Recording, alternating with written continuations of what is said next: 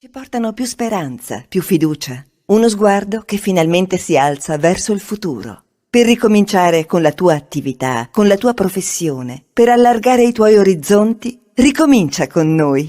Contatta il nostro ufficio pubblicità. È il momento giusto per ripartire insieme. Chiamaci ai nostri contatti.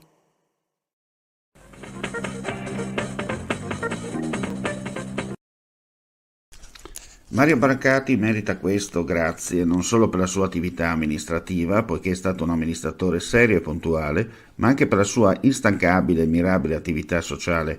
Gorizia si sta preparando, insieme a Nova Gorizia, a essere capitale europea della cultura del 2025. Ecco, Brancati non ha mai rinunciato alla cultura, tanto che negli ultimi anni si è laureato in storia. Chi si occupa della storia si occupa dell'umanità vera.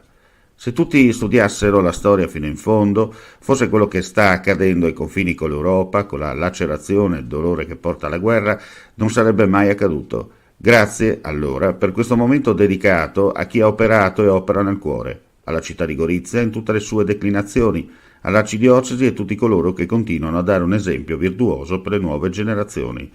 Sono le parole dell'assessore regionale al patrimonio, Sebastiano Callari, intervenuto questo pomeriggio a Palazzo de Bassa a Gorizia, in occasione della cerimonia di consegna del 22° premio Santi Ilario e Tiziano, città di Gorizia, a Mario Brancati, nel giorno dei santi patroni del capoluogo isontino. Presente alla consegna dell'illustre riconoscimento il sindaco di Gorizia, Rodolfo Ziberna, il decano della città, Don Fulvio Marcioni, e l'arcivescovo di Gorizia, Monsignor Roberto Maria Radaelli. Nel corso della serata sono stati consegnati anche 2 riconoscimenti speciali a Enzo Bevilacqua, ricevuto dal figlio Stefano, e alla Croce Verde Goriziana. Assessore Roberti, oggi l'incontro con la delegazione proveniente dalla Sardegna è una delegazione particolare perché rappresentava persone originarie dall'Istria che 70 anni fa sono immigrate da esuli e si sono trovate a vivere in Sardegna. Sul dramma dell'esodo delle foibe fino a non molti anni fa c'era un sostanziale oblio, fortunatamente dal 2004 ne cominciamo a parlare, ormai è una tragedia, un dramma conosciuto dalla maggior parte dei cittadini italiani, ma ci sono ancora dei piccoli pezzi di storia da scoprire.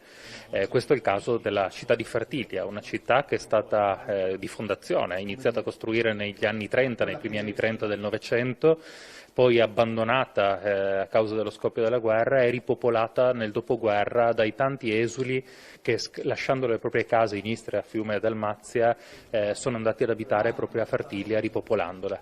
Le curiosità sul tema sono tante, basti pensare che in questo momento troviamo delle vie dedicate a Fertilia, dedicate ai tanti comuni dell'Istria abbandonati.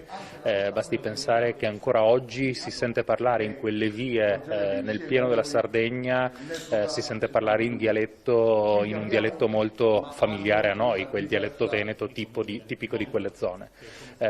Quindi la delegazione di oggi e la visita di oggi è importante anche per poter riallacciare un rapporto e far conoscere un pezzo di storia dimenticata e valorizzare attraverso quel pezzo di storia i rapporti tra 2 regioni a statuto speciale, oltretutto, come il Friuli Venezia Giulia e la Sardegna. Oggi parte un dialogo, vogliamo costruire questa forma di collaborazione sempre più costante che poi potrà avere dei risvolti anche di carattere turistico e di conoscenza reciproca di territori così lontani e così vicini.